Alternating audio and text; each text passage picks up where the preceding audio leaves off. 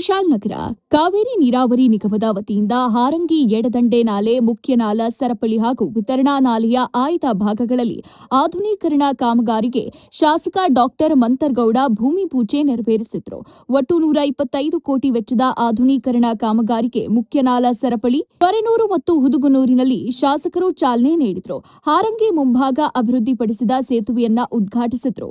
ಈ ಸಂದರ್ಭದಲ್ಲಿ ಮಾತನಾಡಿದ ಶಾಸಕರು, ಅಭಿವೃದ್ಧಿ ಕಾರ್ಯಗಳ ಮೂಲಕ ಟೀಕೆಗಳು, ತೆಗಳಿಕೆಗೆ ಪ್ರತ್ಯುತ್ತರ ನೀಡುವ ಮೂಲಕ ಜನರ ವಿಶ್ವಾಸ ಗಳಿಸುವುದು ನಮ್ಮ ಮುಖ್ಯ ಉದ್ದೇಶ ಅಂತ ತಿಳಿಸಿದರು. ಕ್ಷೇತ್ರ ವ್ಯಾಪ್ತಿಯ ಅಭಿವೃದ್ಧಿಗೆ ಉಪಮುಖ್ಯಮಂತ್ರಿಗಳು ಆದ ಜಲಸಂಪನ್ಮೂಲ ಸಚಿವ ಡಿಕೆ ಶಿವಕುಮಾರ್ ಅವರು ಸಂಪೂರ್ಣ ಸಹಕಾರ ನೀಡ್ತಾ ಇರುವುದು ನಮ್ಮ ಭಾಗ್ಯ. ನಾಲೆ ಅಭಿವೃದ್ಧಿ, ಸೇತುವೆ ನಿರ್ಮಾಣ ಕಾಮಗಾರಿಗೆ ದೊಡ್ಡ ಮಟ್ಟದಲ್ಲಿ ಅನುದಾನ ಒದಗಿಸುವ ಮೂಲಕ ಕ್ಷೇತ್ರದ ರೈತರಿಗೆ ಅನುಕೂಲ ಒದಗಿಸುತ್ತಿದ್ದಾರೆ. ನಮ್ಮ ಕ್ಷೇತ್ರದ ಹಾರಂಗಿಯ ಸ್ಥಳೀಯ ರೈತರಿಗೆ ಅನುಕೂಲ ಉಂಟು ಮಾಡುವುದು ನನ್ನ ಆದ್ಯತೆ ಅಂತ ತಿಳಿಸಿದರು. ಬಿಜೆಪಿ ಸರ್ಕಾರ ಇದ್ದಂತ ಸಂದರ್ಭದಲ್ಲಿ 19ರಿಂದ 23ನೇ ಇಸ್ವಿ ಸಂದರ್ಭದಲ್ಲಿ 0 to 6 ಕಿಲೋಮೀಟರ್ಸ್ ಮೇನ್ ಚಾನೆಲ್ ಅಂದ್ರೆ ಲೆಫ್ಟ್ ಹ್ಯಾಂಡ್ ಚಾನೆಲ್ ಮಾಡರ್ನೈಸೇಷನ್ ನಡೀತಿತ್ತು. ಸಚಿವರಾದಂತ ಡಿ.ಕೆ. ಶಿವಕುಮಾರ್ ನಮ್ನೆಲ್ಲರೂ ಕರೆದ್ರು.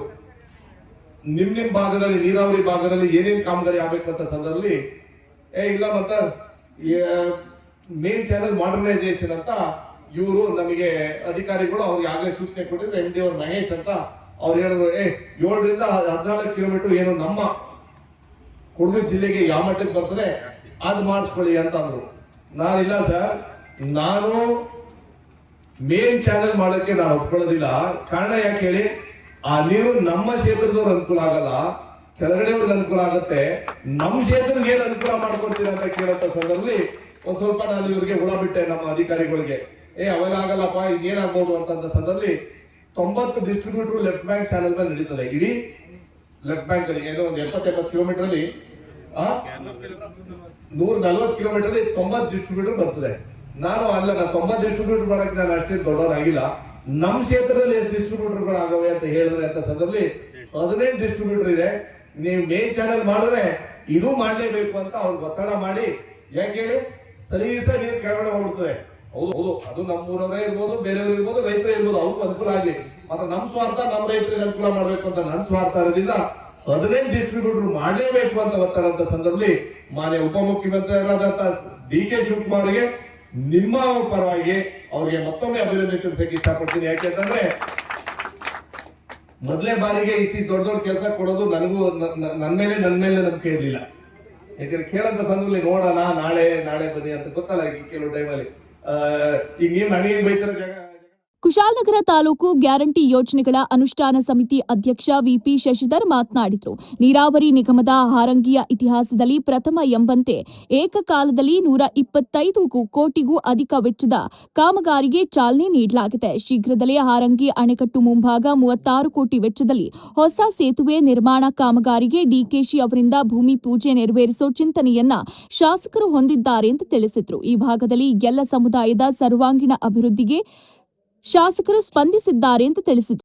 ಸುಮಾರು 125 ಕೋಟಿಯ ಕಾಮಗಾರಿಯನ್ನ ಗುದ್ದಲಿ ಪೂಜೆ ಮಾಡಿದ್ದು ಅದು ನೀರಾವರಿ ಇಲಾಖೆಯ ಇತಿಹಾಸದಲ್ಲಿ ಇದು ಪ್ರಪ್ರಥಮ. ಬಹುಶಃ ಇನ್ನು 46 ಕೋಟಿಗಳ ಕಾಮಗಾರಿ ಕೂಡ ನಾವು ಹಾರಂಗಿ ನದಿ ನೀರನ್ನು ಬಿಟ್ಟಾಗ ಕೆಳ ಸೇತುವೆ ಇದೆ, ಆ ಕೆಳ ಸೇತುವೆಯನ್ನ ಉನ್ನತ ದರ್ಜೆಗೆ ಏರಿಸಿ ಒಂದು ಗೋ ಮಾದರಿಯಲ್ಲಿ, ಒಂದು ಬಾಣದ ಮಾದರಿಯಲ್ಲಿ ಅಲ್ಲೊಂದು ಕಮಾನು ರೀತಿಯ ಸೇತುವೆ ನಿರ್ಮಾಣ ಮಾಡಿ, ಅದಕ್ಕೆ ಎರಡು ಬದಿಯಲ್ಲಿ ಒಂದು ಟವರ್ ನಿರ್ಮಾಣ ಮಾಡಿ, ಪ್ರಕೃತಿಯನ್ನು ಕೂಡ ವೀಕ್ಷಿಸಲಿಕ್ಕೆ ಟವರ್ ವಾಚ್ ಅನ್ನ ಕಟ್ಟುವಂತ ಒಂದು ವಿಶಿಷ್ಟವಾದ ಸೇತುವೆಯನ್ನು ಕಟ್ಟಲಿಕ್ಕಿರುವಂತ ಯೋಜನೆ ಪೂರ್ಣಗೊಂಡಿದೆ.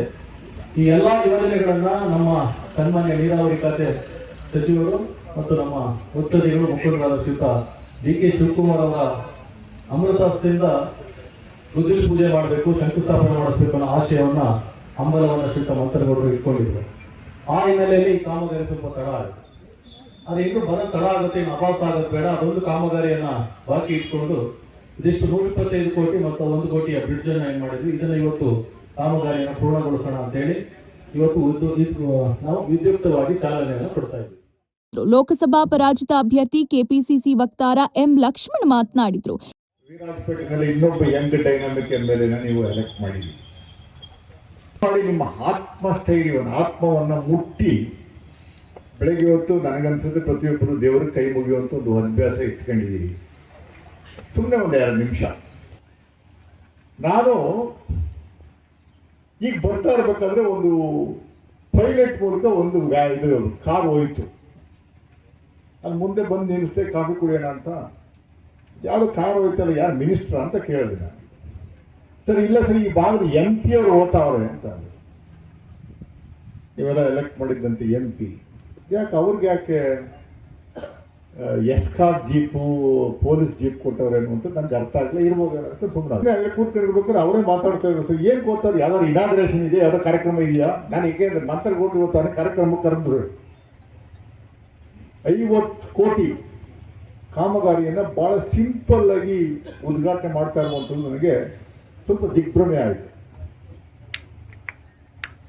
MP ಅಲ್ಲಿ ಹೋಗ್ತಾ ಇದ್ದಿದ್ದು ಏನಕ್ಕೆ ಅಂದರೆ, ನೆನ್ನೆ ದಿವಸ ಏನೋ ಗಲಾಟೆ ಆಯ್ತಂತ ನಾಪೋಕ್ಲಲ್ಲಿ, ಅದಕ್ಕೆ ತುಪ್ಪ ಸುರಿಯಕ್ಕೆ ಹೋಗ್ತಾವ್ರೆ ಅಂತ ಗಲಾಟೆಗೆ. ಇಂಥ ಕೆಲಸಗಳನ್ನು ನಮ್ಮ MLAಗಳು ಮಾಡಲ್ಲ ಅನ್ನುವಂಥದ್ದು ನಿಮಗೆ ಉಳಿದಿದೆ ಅಂತ ನಾನು ಕೇಳಿದ್ದೀನಿ. ಈ ಸಂದರ್ಭದಲ್ಲಿ ಕೆಪಿಸಿಸಿ ಸದಸ್ಯರಾದ ಕೆಪಿ ಚಂದ್ರಕಲಾ, ನಟೇಶ್ ಗೌಡ ಸೇರಿದಂತೆ ಅನೇಕರು ಉಪಸ್ಥಿತರಿದ್ದರು.